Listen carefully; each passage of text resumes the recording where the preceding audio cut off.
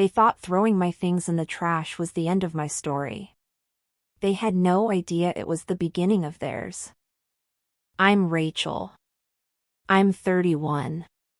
And the night my family decided I was trash, they literally threw my entire life into the garbage.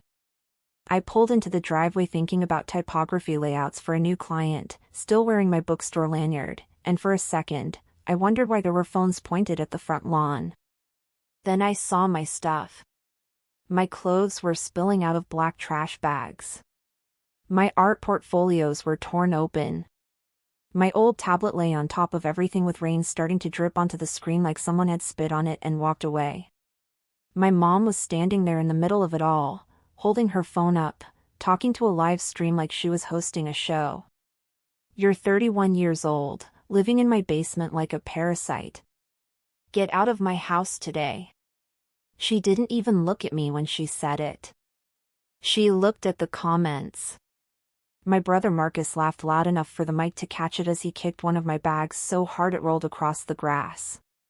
My brother Jason spun his phone around, giving his followers a full tour of my life being tossed away piece by piece. Someone across the street actually cheered. I didn't scream. I didn't beg. I just walked past all of them, picked up what I could save with shaking hands, loaded it into my car, and drove off without saying a word. At that moment, they thought they'd finally gotten rid of the family loser. What they didn't know was that 7 months later, they'd be blowing up my phone with 83 desperate messages begging me to talk to them. If you want to know how the parasite in the basement ended up holding everything they cared about in her hands, keep listening. 7 months before that night on the lawn, my life actually looked pretty normal. At least from the outside. I had my own tiny one-bedroom apartment 25 minutes away, a beat-up blue Subaru Outback that made weird noises when I turned left, and a full-time job as a UX designer at a boutique design agency in Seattle. It wasn't glamorous, but it was mine. I paid my own rent, my own bills, bought my own groceries, and I was proud of that. Then the economy tanked. Clients started pulling campaigns, budgets vanished, and one Thursday afternoon, my manager called me into a conference room with that tight apologetic smile everyone posts about on LinkedIn. It's the recession, she said, like that was supposed to make it hurt less. 3 weeks later, I was standing in my empty apartment staring at a U-Haul full of boxes, doing the math on my savings, and realizing it didn't stretch as far as I'd hoped. Moving back in with my mom was supposed to be temporary, just until I found another decent design job. We agreed I would pay her $425 a month to stay in the basement, plus grab extra shifts at a local bookstore while I applied for work. On paper, it sounded reasonable. In real life, it felt like shrinking. My mom, Patricia, loved telling people she had taken her grown daughter back in like she was rescuing a stray. At her book club, she'd sigh and say, "Rachel's back home for a while." Poor thing. The economy really broke her. But when we were alone, the story sounded different. "You're over 30, she'd mutter loud enough for me to hear as she slammed cabinet doors. Living downstairs like a teenager who never grew up. My brother Marcus would drop by for dinner, still in his dusty work shirt from the construction site, clap me on the shoulder, and joke, "So, how's the artist in residence doing? Any paying work yet, or just more digital doodles?"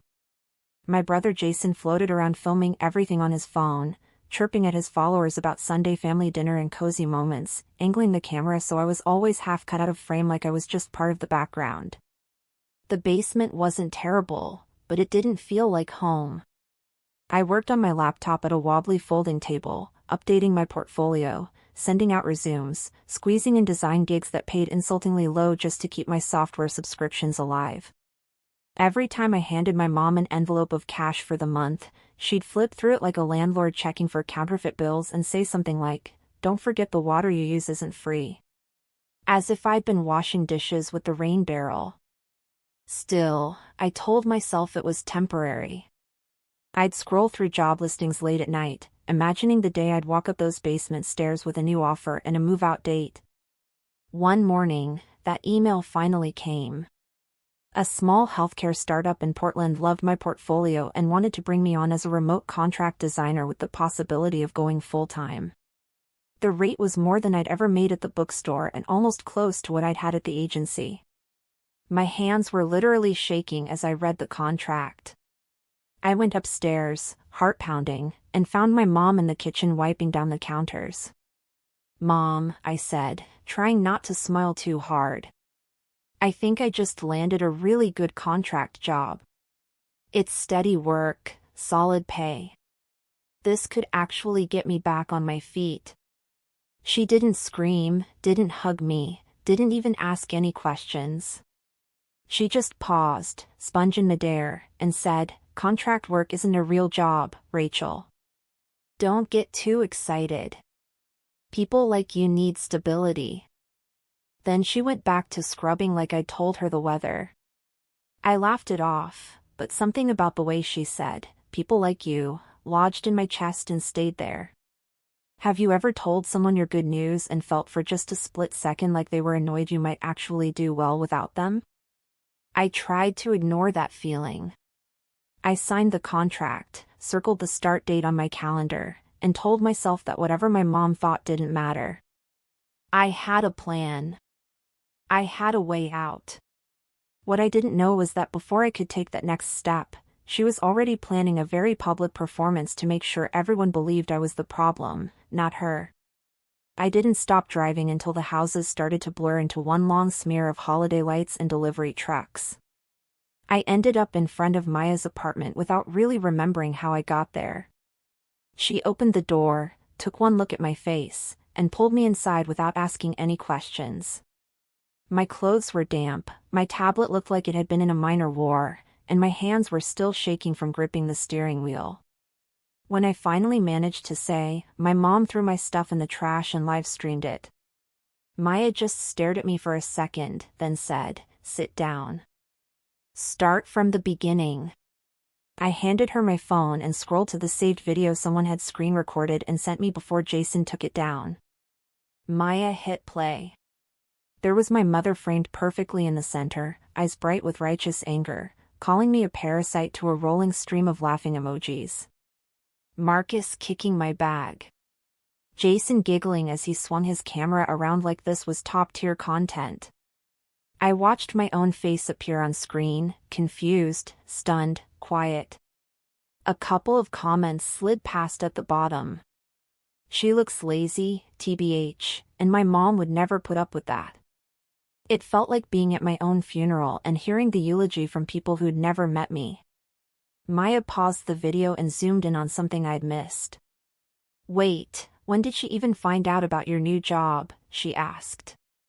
In the video, my laptop bag was open, papers spilling out, and on top of the pile was a printed copy of the contract I'd left on my desk downstairs. The pages were crumpled like someone had read them and then shoved them back into the stack. "Jason was down there yesterday morning," I said slowly, remembering the way he'd accidentally wandered into the basement while I was making coffee.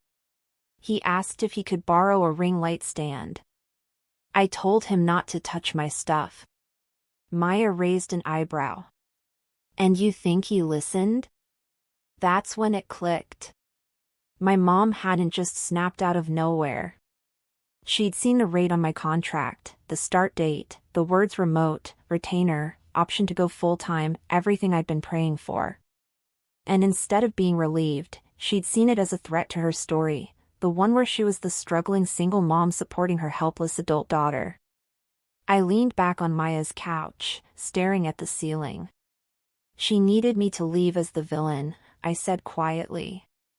"Not as the daughter who finally got back on her feet." Maya disappeared into her bedroom and came back holding a faded folder.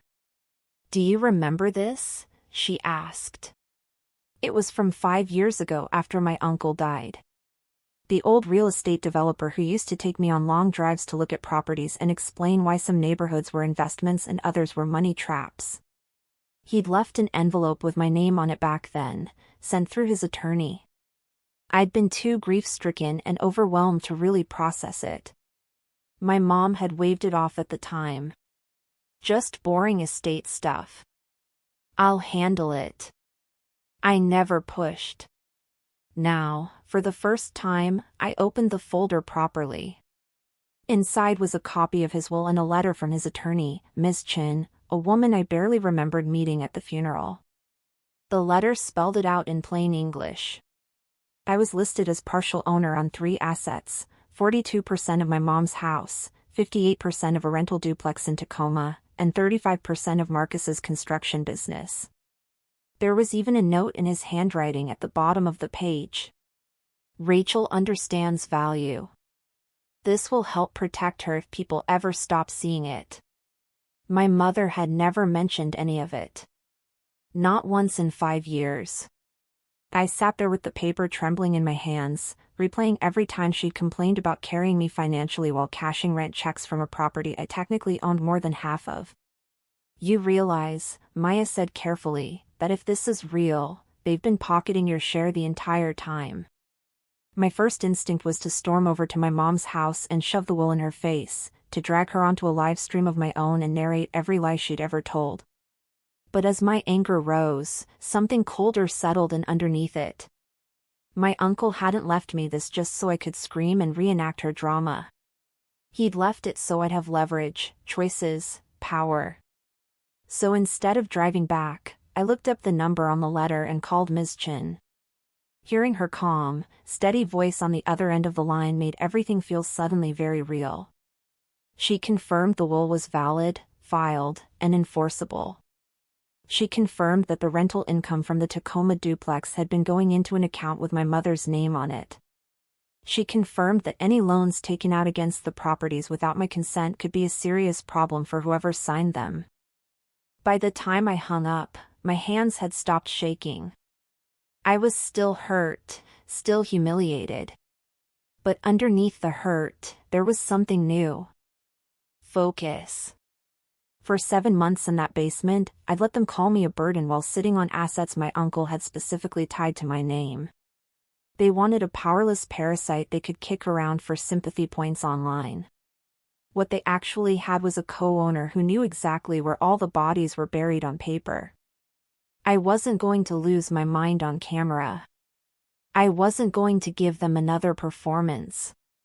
I was going to take my new job, quietly rebuild my life, and then use the very system my uncle trusted to make sure every lie they told about me cost them something real. They thought throwing my things in the trash was the end of my story. They had no idea it was the beginning of theirs. 7 months after that night on the lawn, if you had seen me, you wouldn't have recognized the girl stuffing soggy portfolios into her car. I was in a small 3rd-floor apartment in Seattle with white walls and a view of the Space Needle in the distance, but it was mine. No one stomped over my head. No one yelled about the electric bill. No one called me a parasite. I woke up to sunlight instead of my mom's footsteps, made coffee in a tiny kitchen that I actually paid for, and opened my laptop at a real desk instead of a folding table in a basement. The startup in Portland kept their promise. The contract turned into steady work and then into retainer projects. It wasn't tech giant money, but it was enough for rent, food, and a little bit of breathing room. I took bookstore shifts off my schedule one by one until my last day there when my manager hugged me and said, "You're leaving us for something better." That's a good thing. It felt strange to hear an adult be proud of me without a but attached. In all that time, I didn't block my family. I just didn't answer. My phone would buzz with group chat updates and random texts from my mom about distant cousins and neighborhood events like nothing had happened. She never mentioned the night with the trash bags. She never asked where I was living now. It was like she was trying to rewrite the story by pretending it didn't exist. I let her. I needed the silence more than I needed the apology. While I was rebuilding my portfolio and picking up new clients, Ms. Chin was doing something else in the background. She was pulling bank statements, rent records, loan documents. Every few weeks, we'd have a short call. She'd ask me questions. I'd send her screenshots. And then she'd say, "We'll move when you're ready, Rachel." Not when they are. For the first time in a long time, an older adult wasn't telling me to be grateful or stop making trouble. She was telling me my anger made sense. One Wednesday afternoon, after I submitted a big batch of designs, she called and said, "I think it's time."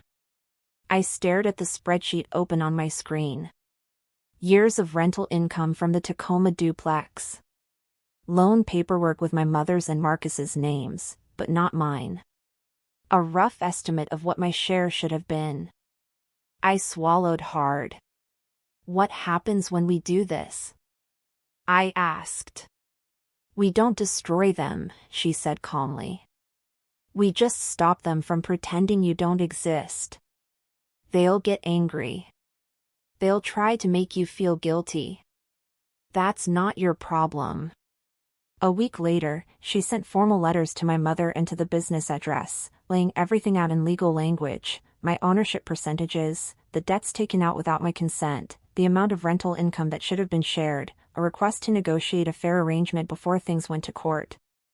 She copied me on the email and mailed physical copies, too, just in case anyone tried to claim they never saw it. For a few days, nothing happened. It was almost boring. I went to the gym, answered client emails, argued with a developer over button placement. Part of me started wondering if my family had just tossed the letters into the same trash can they'd thrown my clothes into. Then, on a quiet afternoon, my phone lit up on my desk so fast it looked like it was glitching. First, the family group chat dinged, then Marcus, then Jason, then my mom, then a wave of message previews stacked on top of each other until I had to pick the phone up to even see the screen. In less than an hour, I had over 83 notifications. "Marcus, what the hell is this lawyer crap? Call me now." "Jason, can we please talk about this like a family before you blow everything up?"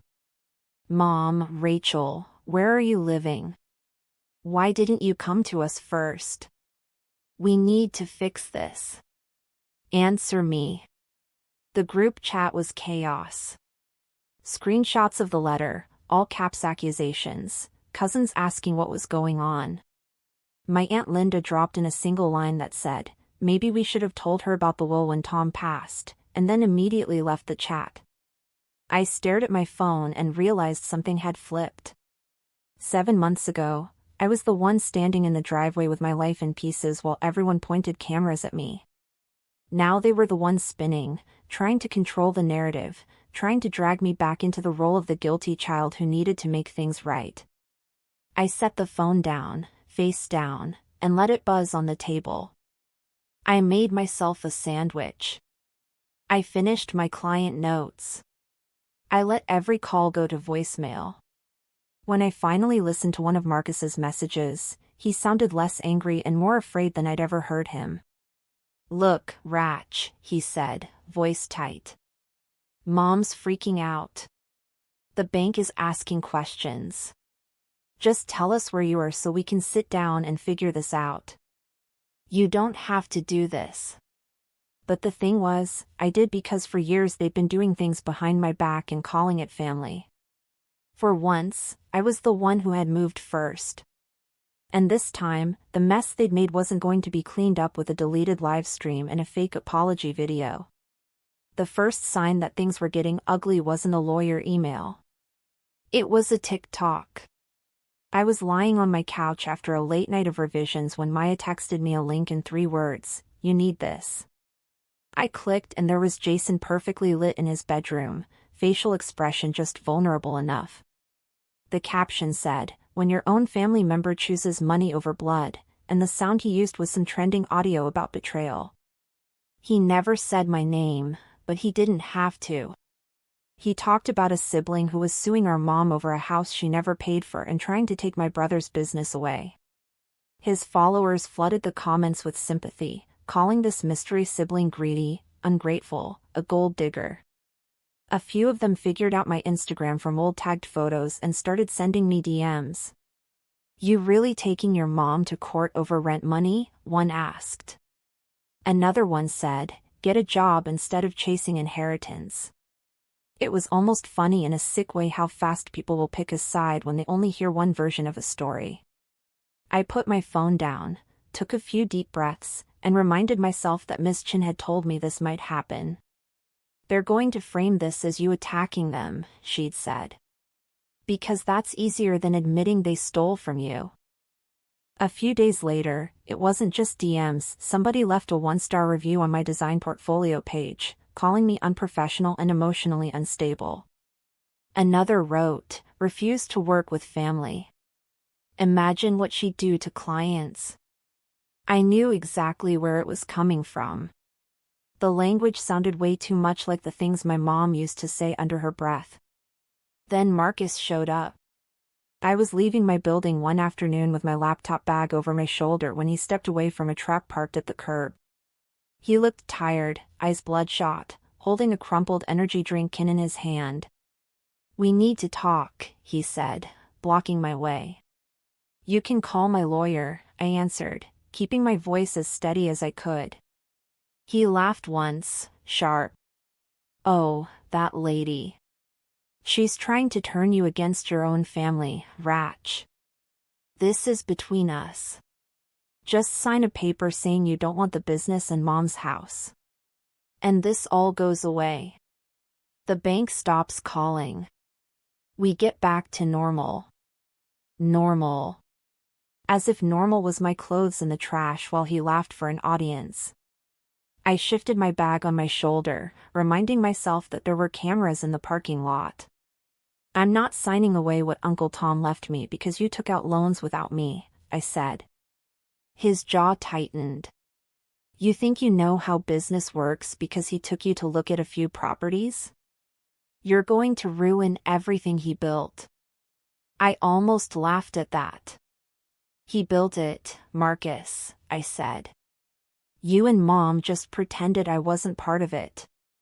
He stepped a little closer, voice dropping. "If you don't stop this, you're going to regret it. None of us are going to forgive you ever." For a second, the old version of me, the one from the basement, wanted to apologize, to smooth things over, to try and fix it. Instead, I pulled out my phone, held it up where he could see the recording icon, and said, "You done?" He cursed under his breath, turned away, and got back in his truck. Later that night, I sent the audio to Miss Chin. She replied with one sentence. "Thank you. This helps." While my family pushed their version of the story online, she was quietly building a completely different one on paper.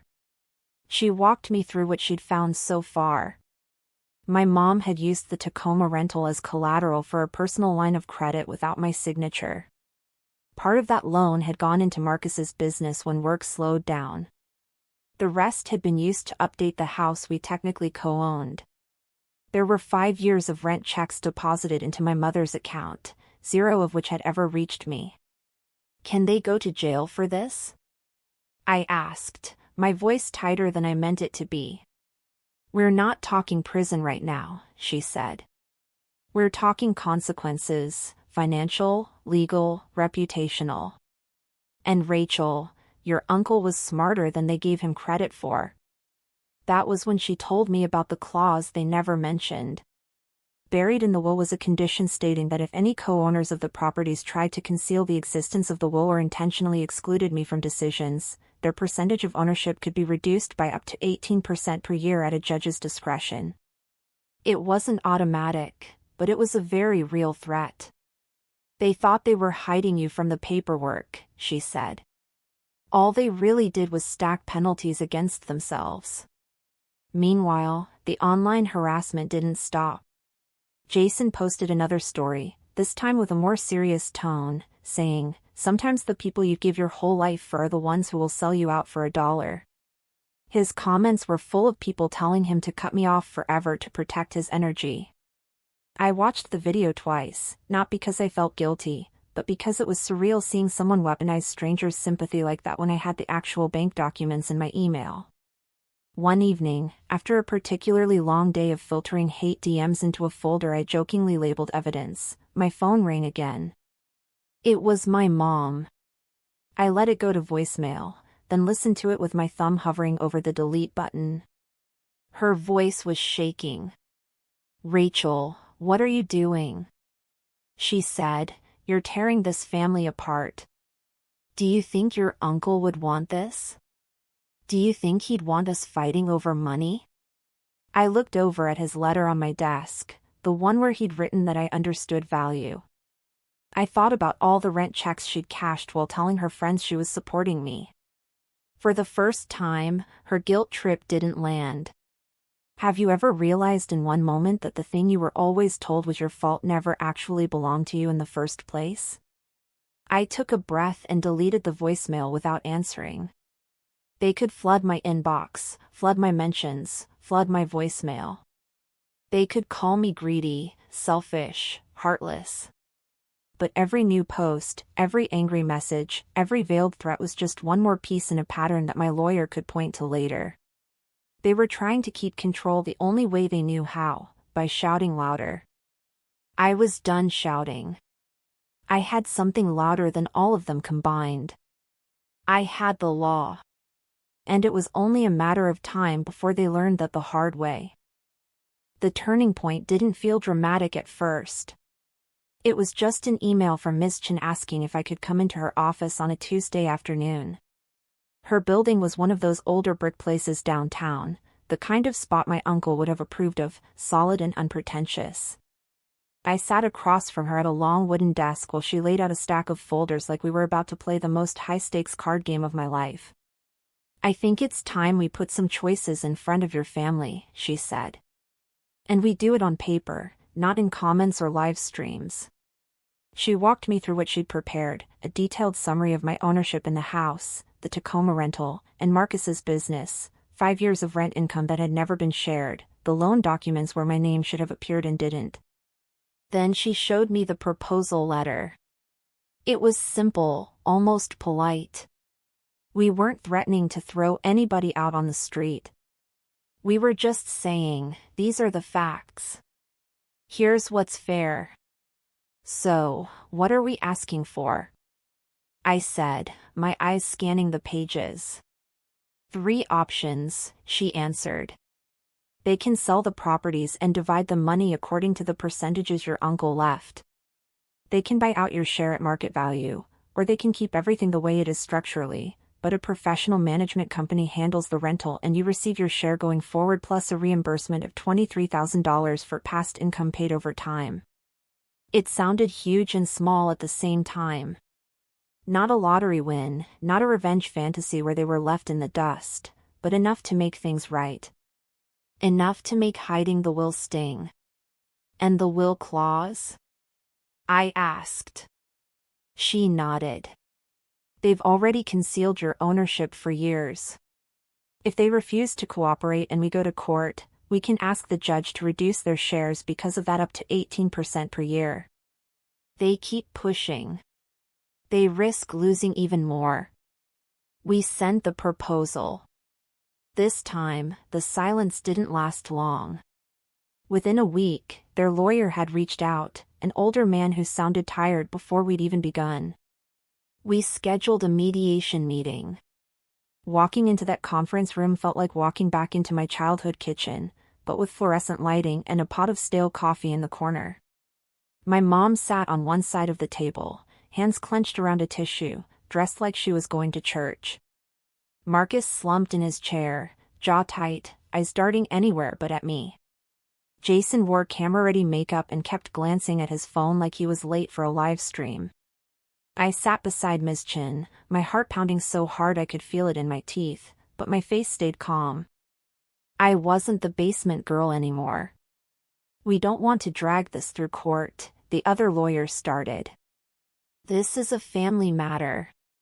Ms. Chin didn't even blink. "It became a public matter when my client was thrown out on her front lawn on camera," she said, her voice even. "We are here because that video is not the only thing your clients chose to hide." My mom launched into a speech about sacrifice, about raising 3 kids alone, about helping Rachel when she had nowhere to go. She insisted that the rent money had gone to household expenses and that the loan against the rental was just a temporary measure to keep the family afloat. Marcus said the business would have gone under without that money, that my uncle would have wanted him to have a chance. Jason cried about stress, about brand deals, about how online hate goes both ways. They all agreed on one thing. I was overreacting. I listened. I let them talk themselves in circles. Then Miss Chen slid the will across the table, tapped the clause about concealed ownership, and calmly explained what 5 years of that would look like in front of a judge. For the first time, they went quiet. The other lawyer cleared his throat. "What exactly would your client accept?" he asked, gesturing toward me. I felt every eye in the room hit my face at once. My mom's eyes were pleading now. Marcus's were angry. Jason's were calculating. I took a breath. "I'm not here to ruin anybody's life," I said. "I'm here so you stop pretending mine doesn't matter. I want what's in the proposal, $23,000 paid back over time. A management company handling the rental so I don't have to trust you. My name officially attached to every property the way Uncle Tom intended, and a public apology." My mom flinched. "We'll apologize privately," she said quickly. "Family to family. There's no need to humiliate us in front of everyone." I thought about the video of my things in the trash, the neighbors watching, the comments calling me lazy, the TikToks painting me as greedy. "You already did that part," I said. "You just did it to me." The negotiation dragged on for hours. They tried to push the number down, tried to take out the apology, tried to keep control of the rental. Every time they pushed, Ms. Chen calmly reminded them what court would look like, how a judge might view 5 years of hidden income, how that 18% penalty could erase more of their ownership than this agreement ever would. At one point, Marcus snapped, "You're choosing money over your own mother." I looked him in the eye and said, "No, I'm choosing not to let my mother steal from me and then call it love." In the end, exhaustion and fear did what morality never had. They signed. The agreement said they'd pay me back the $23,000 in installments, plus my rightful share of future rental income, and that a third-party company would take over managing the Tacoma duplex. It also said in plain writing that they would make a public statement acknowledging they had withheld information about the will and that the things they'd said about me living off them were not accurate. They hated that last part. You could see it in every tight muscle of my mom's jaw, but they wrote it anyway. A week later, Marcus called to tell me the bank had officially frozen the line of credit tied to the rental. His voice was brittle. Without that cushion, the business couldn't cover its debts. He shut the doors 3 months after that. Jason posted a vague update video about needing a break from social media because of family issues. His follower count dipped hard when people started asking pointed questions in the comments about the eviction livestream and the truth behind it. A small outdoor gear brand quietly cut ties with him after someone emailed them a compilation of his posts about me. My mom sold her car to make the first payment on the $23,000. The same woman who used to brag in her book club about carrying me was suddenly catching rides from neighbors who had seen the apology she posted online. I didn't dance on their ruins. I didn't send them smug texts. I watched it all from a distance in screenshots and secondhand reports, sitting at my own kitchen table, working on projects they didn't know about and paying bills they no longer controlled. They had wanted the internet to see me as dead weight. Now the internet had seen something else, a mother who humiliated her daughter on camera and then got caught hiding an inheritance she wasn't entitled to keep. Was it messy? Absolutely. Did it fix everything? No. But for the first time, the consequences of their choices landed on their shoulders instead of mine. And in a strange quiet way, that was the most satisfying part. Not the money, not even the signatures on the agreement. The simple fact that they couldn't rewrite reality anymore, no matter how many times they hit go live. These days, my life looks boring from the outside. And honestly, that's exactly how I like it. I wake up in a one-bedroom apartment in downtown Seattle that smells like coffee and printer ink instead of damp basement carpet. There's a small desk by the window where my laptop waits, a corkboard covered in client notes and color swatches, and a plant I haven't managed to kill yet. I pay every bill here with money I earned myself, with work that has my name on it and nobody else's fingerprints. Some mornings on my way to make coffee, I catch a glimpse of myself in the mirror and almost don't recognize the woman staring back. She doesn't flinch at the sound of her phone buzzing. She doesn't brace for a voice yelling her name from upstairs.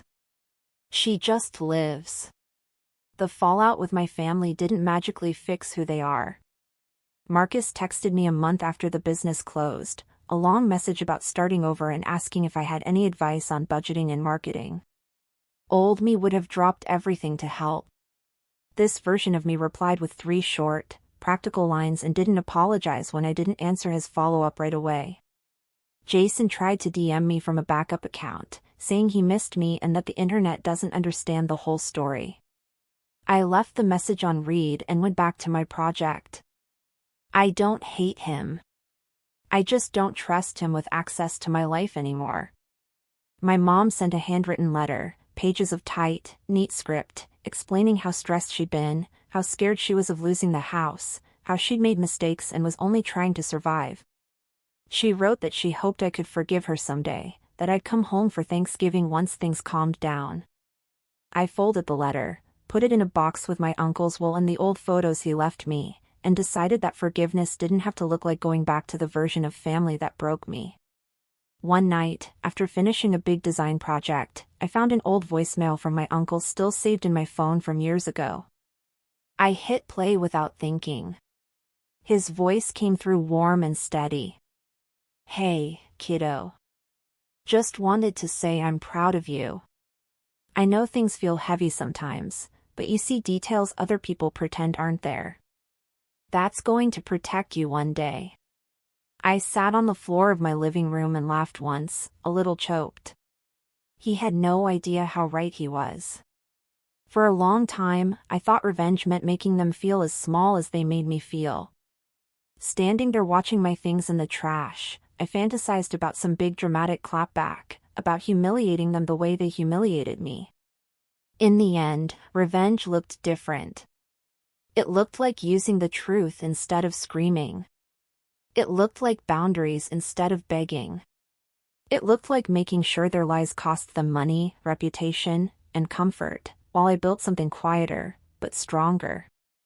I won't pretend it didn't feel satisfying to see the apology post my mom wrote.